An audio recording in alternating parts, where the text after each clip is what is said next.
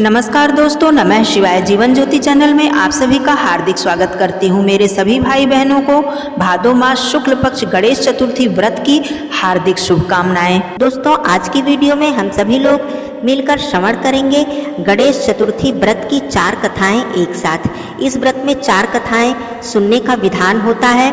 गणेश चतुर्थी व्रत करने से घर परिवार में आ रही विपत्ति संकट दूर होती है और रुके हुए मांगलिक कार्य संपन्न होते हैं। भगवान श्री गणेश जी की कृपा से असीम सुखों की प्राप्ति होती है, संतान की प्राप्ति होती है और संतान का कल्याण होता है। इसलिए गणेश चतुर्थी का व्रत रखकर इसकी कथा सुनने से हमारी सभी मनोकामनाएं पूर्ण होती हैं। आइए श्रवण करते हैं गणेश चतुर्थी की 4 कथाएं। वक्रतुंड महाकाय सूर्यकोटि समप्रभ निर्विघ्नं कुरु मे देव सर्वकार्येषु सर्वदा। पहली कथा। एक बार देवता कई विपदाओं में घिरे हुए थे। तब वह मदद मांगने के लिए भगवान शिव के पास आए। उस समय शिव के साथ कार्तिकेय भगवान तथा गणेश जी भी बैठे हुए थे। देवताओं की बात सुनकर शिव जी ने कार्तिकेय व गणेश भगवान जी से पूछा कि तुम में से कौन देवताओं के कष्टों का निवारण कर सकता है। तब कार्तिकेय तथा गणेश जी दोनों ने ही स्वयं को इस कार्य के लिए सक्षम बताया। इस पर भगवान शिव ने दोनों की परीक्षा लेते हुए कहा कि जो भी तुम दोनों में से सबसे पहले पृथ्वी की परिक्रमा करके आ जाएगा वही देवताओं की मदद करने के लिए जाएगा। भगवान शिव के मुख से यह वचन सुनते ही कार्तिकेय अपने वाहन मोर पर बैठकर पृथ्वी की परिक्रमा करने के लिए चल पड़े।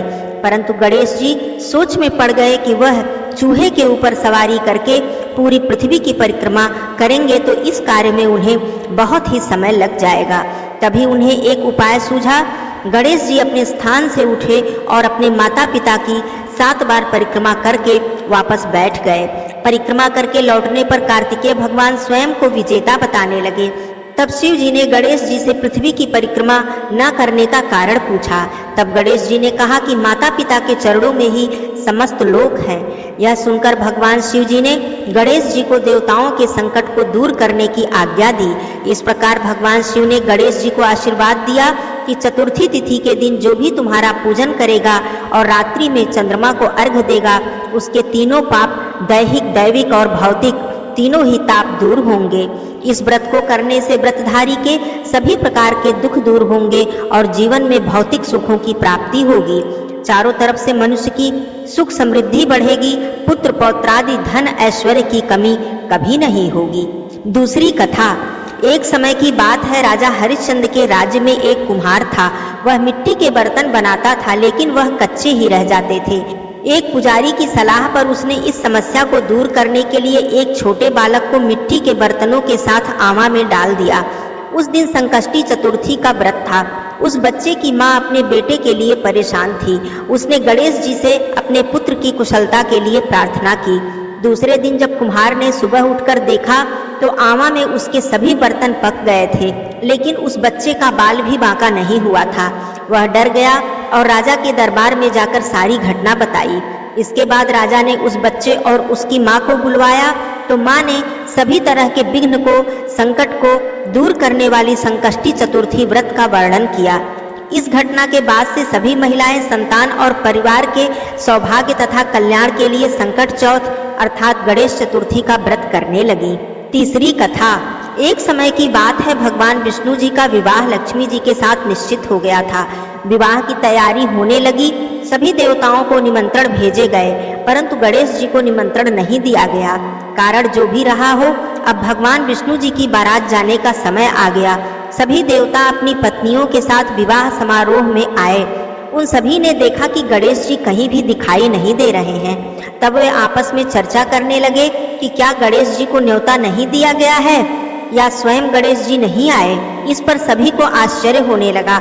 तब सभी ने विचार किया कि विष्णु भगवान जी से ही इसका कारण पूछ लिया जाए। भगवान विष्णु जी से पूछने पर उन्होंने कहा कि हमने गणेश जी के पिता भगवान भोलेनाथ जी को न्योता भेज दिया है। यदि गणेश जी अपने पिता के साथ आना चाहते तो आ जाते, अलग से न्योता देने की कोई आवश्यकता नहीं थी। दूसरी बात यह है कि उनको 1.25 मन मूंग, 1.25 मन चावल और 1.25 मन घी का लड्डू भोजन में दिन भर चाहिए। यदि गणेश जी नहीं आएंगे तो कोई बात नहीं, दूसरे के घर जाकर इतना सारा खाना पीना अच्छा नहीं लगता है। वार्ता कर ही रहे थे कि किसी ने सुझाव दिया कि यदि गणेश जी भी आ जाए तो उनको द्वारपाल बनाकर बिठा देंगे और कहेंगे कि आप घर का ध्यान रखना, आप चूहे पर बैठकर धीरे धीरे चलोगे तो बारात से बहुत पीछे रह जाओगे। यह सुझाव सभी को पसंद आया तो विष्णु भगवान जी ने भी अपनी सहमति दे दी। इस पर गणेश जी वहां पर आ पहुंचे और उन्हें समझा बुझाकर घर की रखवाली करने के लिए बैठा दिया गया। बारात चल दी। तब नारद जी ने देखा कि गणेश जी तो दरवाजे पर ही बैठे हुए हैं। वह गणेश जी के पास गए और रुकने का कारण पूछा तो गणेश जी कहने लगे कि विष्णु भगवान जी ने मेरा बहुत अपमान किया है। नारद जी ने कहा कि आप अपनी मूषक सेना को आगे भेज दें तो वह रास्ता खोद देगी, जिससे उनके वाहन धरती में धंस जाएंगे। तब आपको सम्मान पूर्वक उन्हें बुलाना ही पड़ेगा। अब तो गणेश जी ने अपनी मूषक सेना जल्दी से आगे भेज दी और सेना ने जमीन खोखली कर दी। जब बारात वहां से निकली तो रथों के पहिए उसमें धंस गए। लाख कोशिश करने के बाद भी रथों के पहिए नहीं निकले। सभी ने अपने अपने उपाय कर लिए परंतु पहिए नहीं निकले, बल्कि जगह जगह से वह टूट गए। किसी के समझ में कुछ भी नहीं आ रहा था कि अब क्या किया जाए। तब नारद जी ने कहा कि आप लोगों ने गणेश जी का अपमान करके अच्छा नहीं, यदि उन्हें मना कर लाया जाए तो आपके सभी कार्य सिद्ध हो सकते हैं और यह संकट भी टल सकता है। भगवान शिव जी ने अपने दूत नंदी जी को भेजा और वो गणेश जी को लेकर आ गए। गणेश जी का आदर सम्मान के साथ पहले पूजन किया, तब जाकर रथ के पहिए निकले। लेकिन रथ के पहिए जगह जगह टूट फूट गए थे। अब उन्हें कौन ठीक करे। पास के खेत में एक खाती काम कर रहा था, उसे बुलाया गया। खाती अपना कार्य करने से पहले श्री गणेशाय नमः कहकर गणेश जी की वंदना की। देखते ही देखते खाती ने सभी पहियों को ठीक कर दिया। तब खाती कहने लगा कि हे देवताओं, आपने सर्वप्रथम गणेश जी को नहीं मनाया होगा और उनका पूजन नहीं किया होगा, इसीलिए आपके साथ यह संकट उत्पन्न हुआ है। हम तो मूर्ख अज्ञानी हैं, फिर भी सबसे पहले गणेश जी को पूजते हैं, फिर अपना कार्य प्रारंभ करते हैं। आप लोग तो देवतागण हैं, फिर भी आप गणेश जी को कैसे भूल गए। अब आप लोग गणेश जी की जय बोलकर अपने कार्य को शुरू कीजिए। आपके सभी कार्य बन जाएंगे और कोई संकट नहीं आएगा। ऐसा कहते हुए बारात वहां से चल दी और भगवान विष्णु जी माता लक्ष्मी जी के साथ विवाह संपन्न कराकर सकुशल सभी लोग लौट आए। चौथी कथा। एक बार भगवान शिव तथा माता पार्वती नर्मदा नदी के किनारे बैठे हुए थे। वहां पर माता पार्वती ने भगवान शिव जी से समय व्यतीत करने के लिए चौपड़ खेलने के लिए कहा। शिव जी चौपड़ खेलने के लिए तैयार हो गए, परंतु इस खेल में हार जीत का फैसला कौन करेगा, यह प्रश्न उनके समक्ष आया तो भगवान शिव जी ने कुछ तिनके को एकत्रित किया और उसका एक पुतला बनाकर उसकी प्राण प्रतिष्ठा कर दी और पुतले से कहा, बेटा हम चौपड़ खेलना चाहते हैं परंतु हमारी जीत का फैसला करने वाला कोई नहीं है, इसलिए तुम बताना कि हम में से कौन हारा और कौन जीता। उसके बाद भगवान शिव जी माता पार्वती जी का चौपड़ का खेल प्रारंभ हो गया। यह खेल 3 बार खेला गया और संयोग से तीनों बार माता पार्वती जी ही जीत गईं।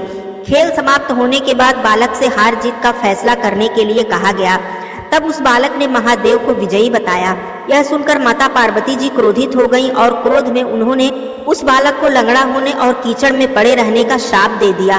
बालक ने माता पार्वती जी से बहुत ही क्षमा मांगी और उसने कहा कि मुझसे अज्ञानतावश ऐसा हुआ है, मैंने किसी द्वेष भाव के कारण ऐसा नहीं किया है। बालक द्वारा क्षमा मांगने पर माता ने कहा, यहाँ गणेश पूजन के लिए नाग कन्याएं आएंगी, उनके कहे अनुसार तुम गणेश व्रत करो, ऐसा करने से तुम मुझे प्राप्त करोगे। यह कहकर माता पार्वती जी शिव जी के साथ कैलाश पर्वत पर चली गईं।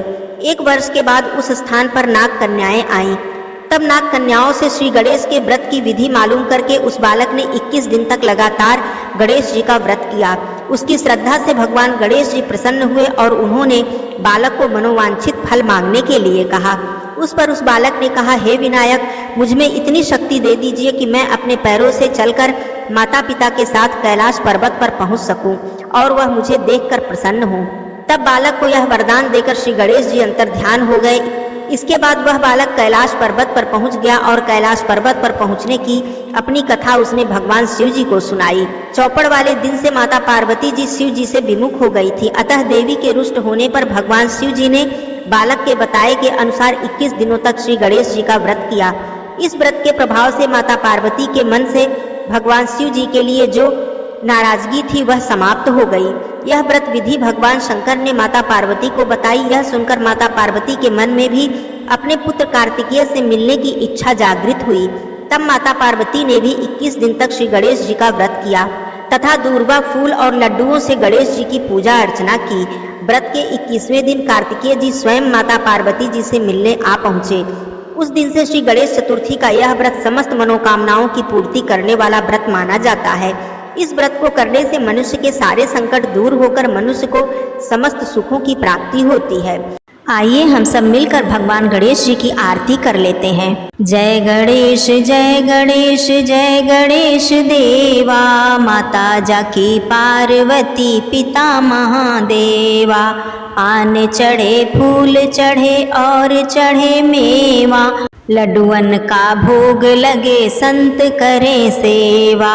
एक दंत दयावंत चार भुजाधारी, मस्तक सिंदूर सोहे मूस की सवारी। जय गणेश जय गणेश जय गणेश देवा, माता जाकी पार्वती पिता महादेवा। अंधन को आँख देत कोढ़िन को काया, बांझन को पुत्र देत निर्धन को माया। जय गणेश जय गणेश जय गणेश देवा, माता जाकी पार्वती पिता महादेवा। दीनन की लाज रखो शंभु सुतवारी, दीनन की लाज रखो शंभु सुतवारी। कामना को पूर्ण करो जग के बलिहारी। जय गणेश जय गणेश जय गणेश देवा, माता जाकी पार्वती पिता महादेवा। पान चढ़े फूल चढ़े और चढ़े मेवा, लड्डुअन का भोग लगे संत करे सेवा। जय गणेश जय गणेश जय गणेश देवा, माता जाकी पार्वती पिता महादेवा। बोलिए श्री गणेश भगवान की जय, बोलिए माता पार्वती मैया की जय, बोलिए भगवान भोलेनाथ की जय। धन्यवाद दोस्तों। हर हर महादेव। जय भोलेनाथ।